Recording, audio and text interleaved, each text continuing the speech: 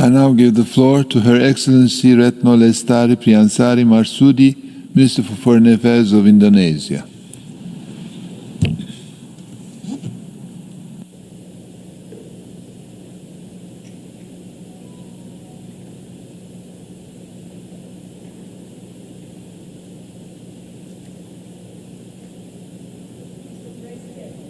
Mr. Secretary General, I'm here today to fight for humanity. I'm here today to fight for justice for the Palestinian people. I'm here today to call for an end to the violence and for immediate ceasefire to save the lives of innocent people, including women and children. The safety and well-being of mankind is always our number one priority. I'm sure that each one of us are touched when confronted with images of a 2-month-old baby injured and pulled away from the rubble as her family lay dead. The only question we should ask ourselves is, how much longer shall we let these atrocities continue? All of us know that this conflict is asymmetric by nature between Israel, the oppressor, the occupying power, and the Palestinian, the occupied, who are continuously being oppressed. Occupation is the core issue. The international community owes the Palestinian people a long overdue independent state of Palestine, living side by side in equal footing with all of us. This continued occupation and aggression by Israel does not only warrant condemnation, but it is also a grave violation of international law that demands our actions. Thus, I call the UN General Assembly to take 3 actions.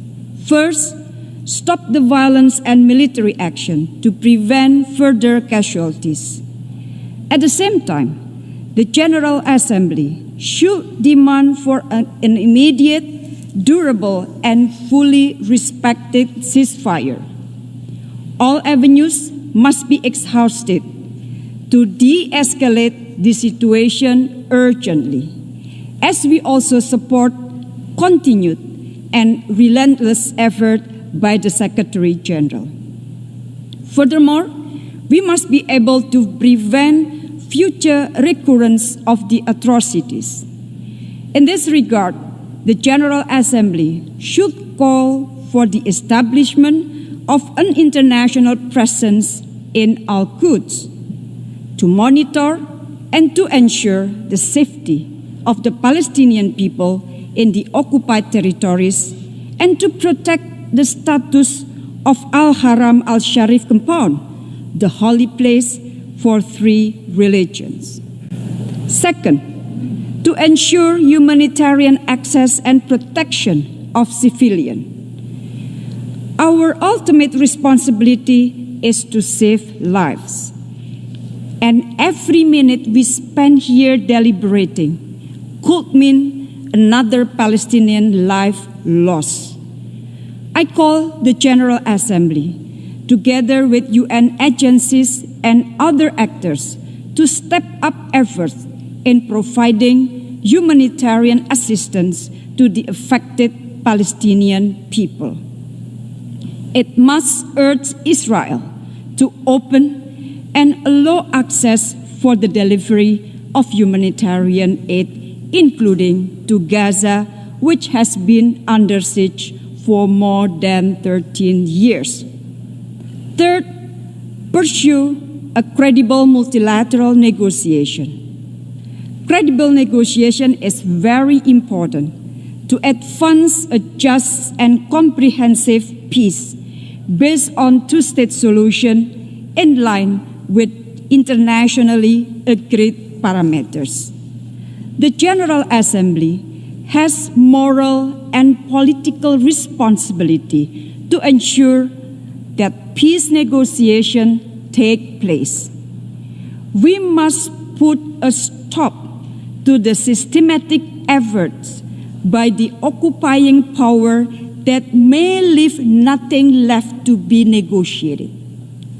We must not allow the Palestinians to have no other choice but to accept injustice for the rest of their life. Therefore, we have to stop this injustice now. We have to continue our support to Palestinians to get their independence and justice. Mr. President, in recent days, during the COVID-19 pandemic, we witnessed the erosion of trust in multilateral institutions. Today, we hold this meeting with one main purpose: to ensure that justice prevails for the Palestinians. This meeting will be seen as a litmus test for multilateralism. We must remain committed and stand united in our efforts against all illegal acts of Israel toward ending the occupation in Palestine. We have to act now together. UN has to act now. I thank you. I thank the Minister for Foreign Affairs of Indonesia for her statement.